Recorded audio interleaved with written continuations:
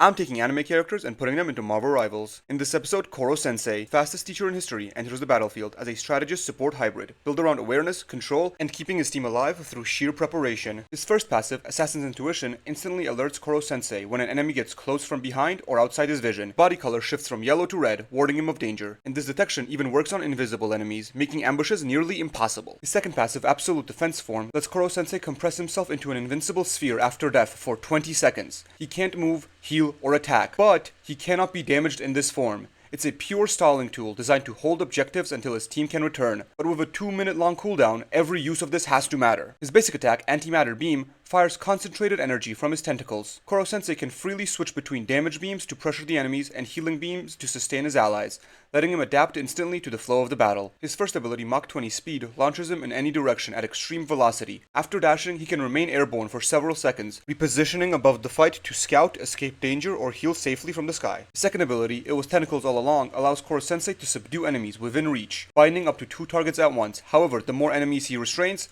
the more his healing and damage is reduced. At 1 enemy bound, his healing and damage is cut to half. At 2 enemies bound, it's completely nullified, forcing a constant decision between control and support. Third ability, Molting Skin, fires Koro Sensei's shed skin onto the teammates, coating them in protection. The ally gains light healing over time and damage reduction until the skin breaks under sustained fire. And finally, his ultimate, Strength of Class 3E, summons 2 after images of Koro Sensei that mirror every ability he uses. They're slightly weaker, but together they turn him into a moving command center, overwhelming enemies through coordination and presence. Because Koro Sensei doesn't win by overpowering his enemies, he wins by making sure his team survives long enough to succeed. Tell me, would you play Koro Sensei in Marvel Rivals? If so, comment down below. Also, tell me who should be next.